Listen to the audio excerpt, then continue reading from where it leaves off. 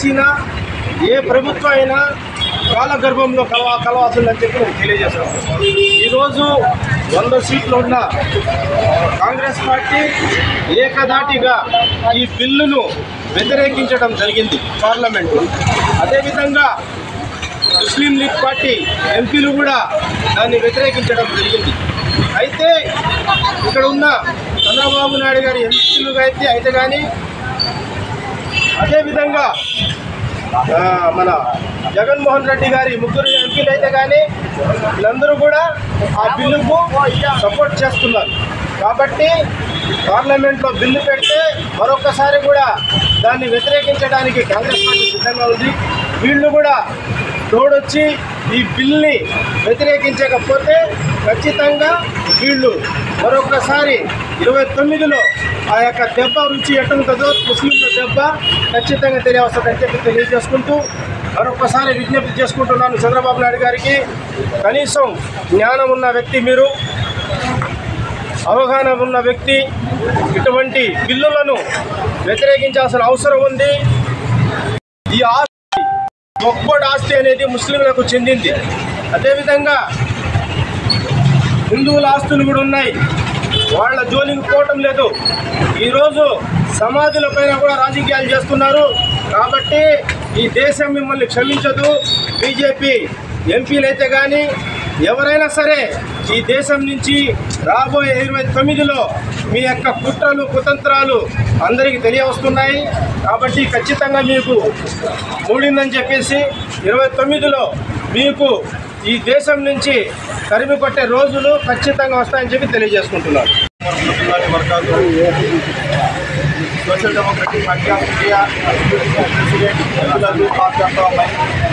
आज हिंदुस्तान के अंदर ये वक्त का जो भी है ये प्रॉपर्टी को हड़पने के लिए हड़प कर अदानी अंबानी को देकर ये प्रॉपर्टी मुसलमानों को कोई भी हक नहीं बोलकर एक पार्लियामेंट के अंदर एक चट्टम लाए है। ये चट्टम जेपीसी कमेटी एक स्कैनर भेज कर है, ये स्कैनर को तो ज़्यादा स्कैनर करो, ये बिल हमें कैंसिल करेंगे बोलकर है। पूरी इंडिया के अंदर है मुसलमान वो स्कैनर करे, लेकिन वो स्कैनर जितनी भी मेहनत करे वो पानी में मिला डाल करे। जेपीसी कमेटी ये बिल को आमोदम मेरे पास कर डाल करे राज्यसभा में पास कर लिया है। आज लोकसभा में जाने का है, उसके बाद आकर गवर्नर के पास से राष्ट्रपति पास जाने का है। अभी हमारा बहुत सारा मौका है। ये मौके के अंदर हमें लगा मैदान में आकर ये वक्त की हिफाजत के लिए जो भी पुराना जो वक्त का जो चट्टम है उसे कंटिन्यू करना है। जो भी अगर नया लाते हैं ये नए चट्टम का हम लोग को जरूरत नहीं है। ये प्रॉपर्टी मुसलमानों की है, मुसलमानों की ही और मुसलमानों की रहेगी। ये प्रॉपर्टी के अंदर कोई भी आना चाहता है उसे हमें अभी तक बर्दाश्त नहीं करेंगे। इसलिए हमें बीजेपी गवर्नमेंट और टीडीपी गवर्नमेंट से हमें रिक्वेस्ट करते हैं और चंद्रबाबू नायडू से हमें रिक्वेस्ट करते हैं आपके वोटिंग से पार्लियामेंट में प्रधानी बनकर बैठे हैं, आपके एमपी से आप चाहे तो उनका जो सपोर्ट है निकाल सकते, निकाल लेकर इस बिल को आप कैंसिल करना है। अगर आप कैंसिल नहीं करेंगे तो आने वाले वक्त में आपके हर एरिया में जो भी कॉर्पोरेशन इलेक्शन आने वाले हैं और असेंबली इलेक्शन आने वाले, इस इलेक्शन में डोर टू डोर कैंपेन कर आप हमारे जो बुजुर्ग हमारे वक्त की जो भी हिफाजत के लिए हमको जो दिए हैं वो हिफाजत के आप लोग आप टीडीपी गवर्नमेंट से खारिज कर डाल बोलकर इलेक्शन में आपको इसका हमें लगता सबक सिखाएंगे। इसलिए बीजेपी गवर्नमेंट से भी हम ये भी डिमांड करते हैं कि आप कब तक मुसलमानों के प्रॉपर्टीज़ के ऊपर, मुसलमानों के बुरखा के ऊपर इसी तरह हमारे ऊपर टारगेट करेंगे। आपको गवर्नमेंट इंडिया के अंदर कुछ भी काम नहीं करे, आप लोग सिर्फ लड़ाई झगड़ा हिंदू मुस्लिम बोलकर आरएसएस के माइंडसेट से आज इंडिया में आप लोग काम करते हैं। इस काम को हमें लगा कभी भी बर्दाश्त नहीं करेंगे। आने वाले वक्त में आज आपकी ताकत है बोलकर आप लोग सब भी आपके कंट्रोल से करते हैं। आने वाले वक्त में सेक्युलर जो चीज़ है वो चीज़ आकर गवर्नमेंट में आएगी, आकर आप सबको भी हम लोग सबक सिखाएंगे।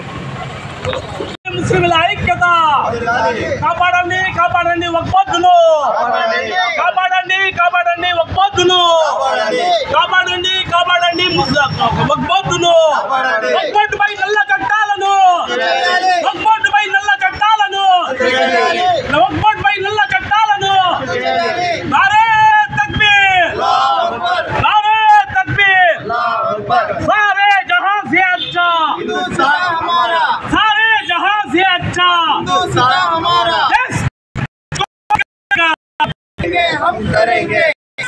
रक्षा कौन करेगा? हम करेंगे, हम करेंगे। సోదరులారా, ఈరోజు భారతదేశంలో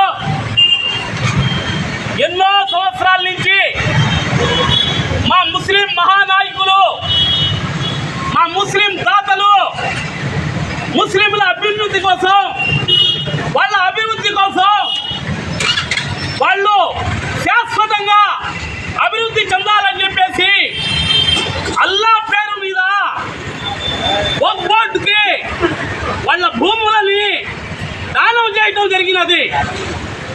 ఆ దానం చేసిన భూములు, ఆస్తులు సూర్య చంద్రులు ఉన్నంత వరకు ఎవరు కూడా అమ్మటానికి అధికారం లేదు, కొనటానికి అధికారం లేదని చెప్పేసి ఈ భారతదేశంలో ఒక చట్టం చేయబడినది. ఆ చట్ట ప్రకారం ఆ భూముల ద్వారా వచ్చిన ఆదాయాన్ని మసీదులకు, పేద విద్యార్థులకు, మద్రసాలకు, ముస్లిం సమాజం కోసం ఖర్చు పెట్టడం జరుగుతుంది. ఈ యొక్క చట్టాన్ని 1963లో భారతదేశంలో వక్ఫ్ బోర్డ్ గజెట్ని తయారు చేయడం జరిగినది. అయితే ఈ మధ్య వచ్చిన బీజేపీ పార్టీ ముఖ్యంగా ఈ దేశంలో ముస్లింలని టార్గెట్ చేసి వాళ్ళని ఇబ్బంది పాలు చేస్తూ మరియు వాళ్ళ ఆస్తులు కాజేయాలని చెప్పేసి ఈరోజు వక్ఫ్ బోర్డులో ఒక బిల్లు పేరిట ఒక బిల్లు తీసుకొని వచ్చి వక్ఫ్ బోర్డులో కేవలం ముస్లింలే ఉండాలి, కానీ ఆ వక్ఫ్ బోర్డు బిల్లులో వక్ఫ్ బోర్డులో ఒక ముస్లింయేతరులు ఇద్దరు ఉండొచ్చు, ఇద్దరు మహిళలు ఉండొచ్చు అని చెప్పేసి ఒక చట్టాన్ని ఈరోజు పార్లమెంట్లో క్యాబినెట్ ద్వారా ప్రవేశపెట్టడం జరిగింది. సోదరులారా, మీరే న్యాయం చెప్పండి. ఈరోజు తిరుపతి దేవస్థానం ఉన్నది, ఈరోజు కాశీలో దేవాలయం ఉన్నది, ప్రసిద్ధి చెందిన దేవాలయాలు, దేవాదాయ శాఖ ఉంది. దాంట్లో ఒక్కరైనా ముస్లిం ఉన్నారా అని చెప్పి నేను అడుగుతున్నాను. అంతేకాదు సిక్కులకు సంబంధించి వాళ్ళ బోర్డు ఉంది, దాంట్లో ముస్లింలు ఉన్నారా అని చెప్పి అడుగుతున్నా. అదేవిధంగా బౌద్ధులు ఉన్నారు, వాళ్ళకు సంబంధించి ఒక బోర్డు ఉంది, ఆ బోర్డులో ముస్లింలు ఉన్నారా అని చెప్పి నేను అడుగుతున్నా.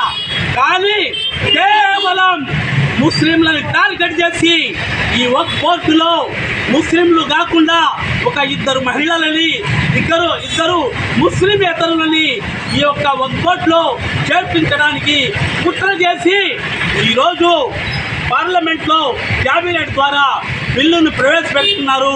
ఈ బిల్లుని యావత్తు భారతదేశంలో ఉండే 25 కోట్ల మంది ముస్లింలు వ్యతిరేకిస్తున్నారు.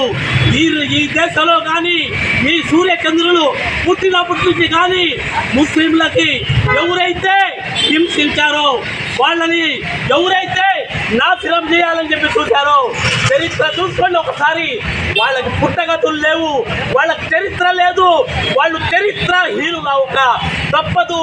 ఈ బిల్లుని ఈరోజు మేము నెల్లూరు జిల్లా పెద్ద బజార్ మర్కజ్ సెంటర్ నుంచి ముస్లిం లీగ్ పార్టీ ద్వారా ఖండిస్తున్నాము.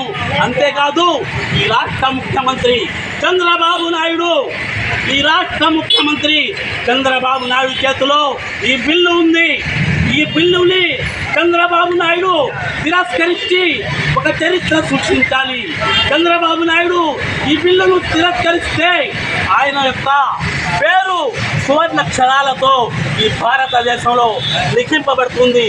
ఆయన కానీ మద్దతు ఇస్తే చరిత్రహీనుడుగా ముస్లింల సమాజం ఎప్పటికి కూడా తెలుగుదేశం పార్టీని, చంద్రబాబుని క్షమించదని చెప్పేసి ఈ సందర్భంగా నేను తెలియజేస్తున్నాను.